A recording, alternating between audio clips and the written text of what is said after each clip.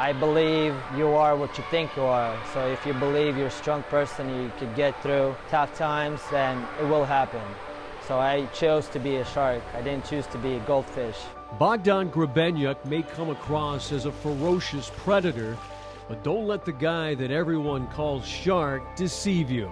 You know, he's got the look. You know, he looks a lot more intimidating than he is. He's a pussycat, but he's got that head shaved and he's all tatted up.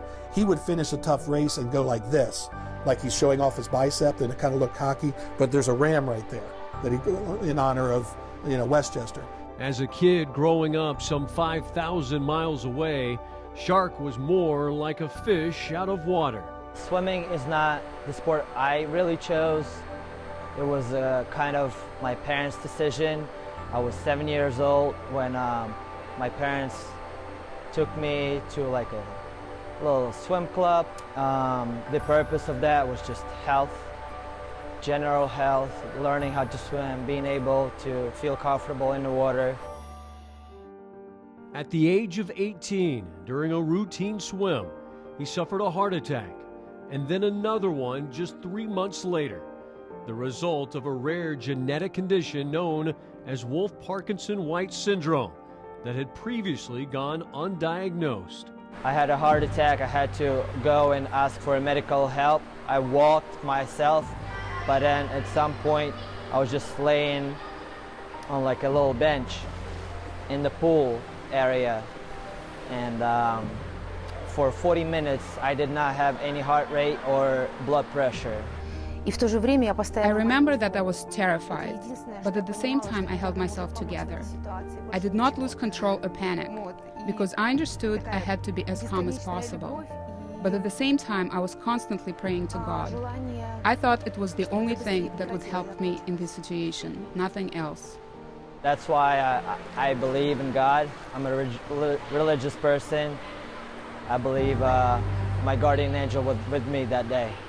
Diagnosed with a career and even life-threatening condition, there was no coach in the Ukraine willing to work or even train Shark. That's when he decided to come to the United States, where he had just a few opportunities. One of those was to swim for Westchester University.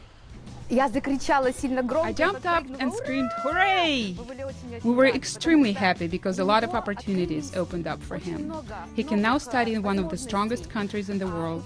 He can meet new people to get new opportunities and improve himself both in sports and at the university. I had never spoken to him until he got off the plane. It was in the middle of Hurricane Irene. Right before they shut Philly airport down, he landed. It was the day before classes were, or 2 days before classes were going to start. So it's a lot of fast, quick, having to get him a room, get him courses, get him books, all that. So it was, you know, baptism of fire as far as language went. But Shark quickly adapted, and by his junior year, his English was fluent, and his swimming was elite. He earned All-American honors. Back home, a family was in crisis. Crisis in Ukraine. Russia's apparent invasion of that country. Eastern Ukraine is now a war zone. Shark's parents were caught in the middle of the brewing conflict between Russia and their native Ukraine. It was hell on earth. Family is the most important thing in my life, my family, and just the thought that I was probably on the age of losing him, it was not easy. We went to home with my wife, and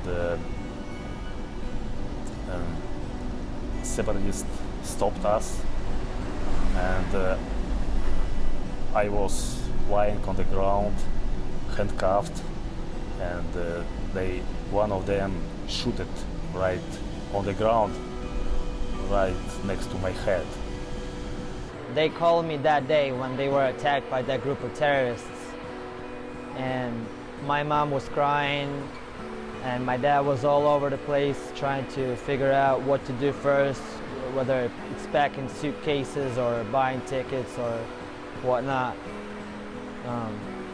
But I remember that day very well. It was the day after my birthday, actually. It was July 4th.